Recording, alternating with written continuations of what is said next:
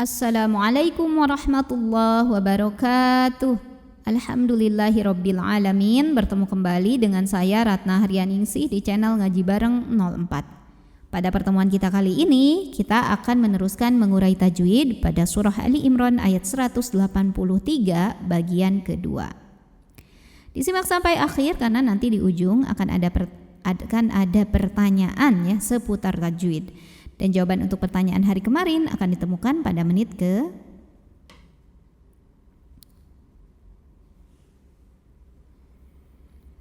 A'udzu billahi minasy syaithanir rajim. Bismillahirrahmanirrahim. Qul. Di sini ada hukum tajwid namanya idhar mutlak atau lam mutlak ya. Karena lamnya sukun dan cirinya di depannya bukan lam lagi juga bukan ro. Maka lam ini dibaca dengan jelas idhar. Qul qad. Berikutnya di sini ada hukum tajwid namanya qalqalah sughra. Karena ada huruf qalqalah yaitu dal yang sukunnya sukun asli dan ada di tengah bacaan. Maka cara bacanya dipantulkan dalnya dengan pantulan yang kecil dan dialirkan. Qul qad jaa. Berikutnya di sini ada hukum mad wajib muttasil. Karena ada mad tabi'i bertemu hamzah dalam dalam satu kata yang sama ya maksudnya. Mad tabi'inya adalah alif yang didahului fathah. Kemudian hamzahnya yang a. Terdapat pada kata yang sama yaitu jaa. Maka jimnya ini dipanjangkan boleh 4 boleh 5 harokat. Qul qad ja'akum. Berikutnya di sini ada hukum idhar syafawi. Karena mim sukun menghadapi huruf selain mim dan ba yaitu huruf ra. Maka mim sukun ini dibaca dengan idhar atau jelas bunyi m-nya. Ja'akum rusulum. Ro-nya dibunyikan secara tafkhim karena ro-nya berbaris dhammah. Maka bacanya tebal, pangkal lidah naikkan. Ru.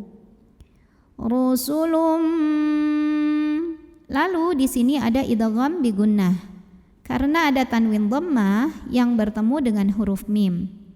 Maka tanwin dhammah ini lebur atau masuk ke mim ya. Disertai dengan bunyi dengungan. Jadi bunyi M-nya tahan. Rusulum min. Berikutnya di sini ada hukum ikhfa ab'ad. Karena ada nun sukun yang ketemu dengan huruf qaf. Nah, huruf qaf ini makhrajnya jauh dari nun. Maka ini bunyi dengung lebih besar dibandingkan kesamarannya ya. Jadi nunnya disamarkan ke qaf tapi dengungnya lebih mendominasi ya, lebih besar. Jadi ini adalah ikhfa yang paling ang. Dan ini adalah jawaban untuk pertanyaan hari kemarin. Min qad. Berikutnya di sini ada qalqalah sughra. Karena ada huruf qalqalah yaitu ba yang sukunnya asli dan ada di tengah bacaan. Maka dibacanya mantul dengan pantulan yang kecil dan ringan ya. Min qabli. Li. Berikutnya di sini ada hukum mad tabi'i. Karena ada ya sukun yang didahului baris kasrah. Maka cara bacanya dipanjangkan lamnya 2 harokat. Min qabli bil. Lalu berikutnya di sini ada hukum alif lam qamariyah. Karena alif lam ketemu sama huruf qamariyah yaitu ba. Maka cara bacanya lam ini dibunyikan dengan idhar atau jelas ya bunyi L-nya.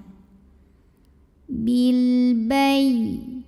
Nah, kemudian kita bertemu dengan huruf ya tasydid tapi sebelumnya bukan tanwin, bukan juga nun sukun.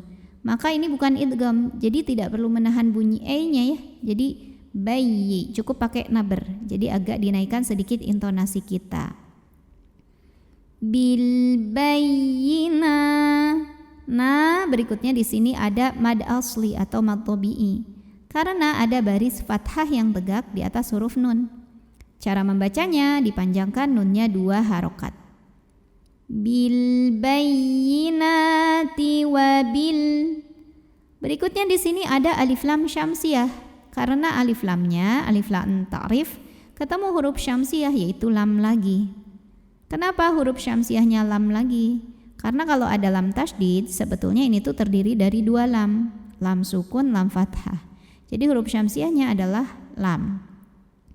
Dibacanya dimasukkan. Wabilladzi, di berikutnya di sini ada mad tabi'i. Karena ada ya sukun yang didahului baris kasrah, maka cara bacanya zal yang berbaris kasrah kita panjangkan 2 harokat. Wabilladzi qultum. Lam sukunnya ini disebut dengan lam mutlak ya, karena di hadapannya bukan lam, bukan juga ro. Maka lam sukun ini dibaca jelas. Qultum. Oke, tadi kita sampai sini ya. Qultum di sini ada hubungannya, ada hukum izhar syafawi. Karena mim sukun menghadapi huruf selain mim dan ba yaitu huruf fa. Maka mim sukun ini kita bunyikan dengan jelas, bunyi M, tidak ditahan. Qultum falima qatal. Kemudian ketemu lagi sama huruf lam. Ini lam mutlak ya. Lamnya sukun, di hadapannya bukan lam, bukan ro, maka lamnya jelas. Qataltumu, mu mad tabi'i karena ada waw sukun yang didahului baris dhammah. Maka mim yang berbaris dhammah kita panjangkan 2 harokat. Qataltumuhum, hum. Berikutnya di sini ada izhar syafawi. Karena mim sukunnya menghadapi huruf selain mim dan ba yaitu huruf hamzah ya. Maka mim sukun ini dibunyikan dengan jelas. Qataltumuhum in. Berikutnya di sini ada ikhfa ab'ad. Karena nun sukun menghadapi huruf kaf. Maka cara bacanya nun sukun ini dibunyikan samar-samar siap-siap ke kaf disertai dengung, dan ini dengungnya paling besar juga, jadi paling ang ya. Nah yang ini lawannya dari yang barusan, ini namanya ikhfa aqrab. Karena nun sukun menghadapi huruf ta, maka nun sukunnya dibunyikan samar-samar siap-siap ke ta, tapi dengungnya masih sedikit ya, disertai dengung tapi dengungnya sedikit. Kuntum. Berikutnya di sini ada izhar syafawi. Karena ada mim sukun yang menghadapi huruf selain mim dan ba yaitu huruf shad. Maka cara baca mim sukunnya ini adalah dibunyikan dengan izhar atau jelas bunyi M-nya ya. In kuntum mad tabi'i. Karena ada baris fathah tegak di atas huruf shad. Maka cara bacanya dipanjangkan shadnya 2 harokat saja. Shadiqin. Qin mad arid li sukun. Karena ada mad tabi'i ketemu dengan huruf yang disukunkan karena waqaf. Mad tabi'inya adalah ya sukun yang didahului kasrah. Kemudian huruf yang disukunkannya adalah huruf nun. Jadi jika berhenti, qafnya ini boleh panjang 2, 4 atau 6 harokat asal konsisten dalam sekali bacaan. A'udzu billahi minasy syaithanir rajim. Bismillahirrahmanirrahim. Alladzina qalu innallaha ahida ilaina alla nu'mina lirasul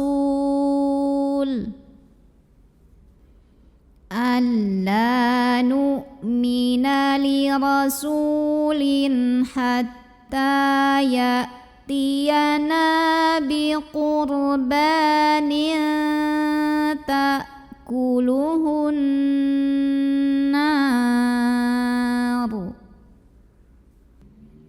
Qul قل قد جاءكم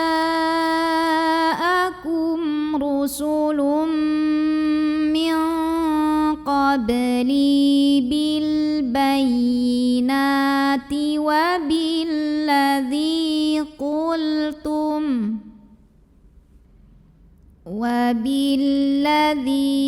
قلتم فلم قتلتموهم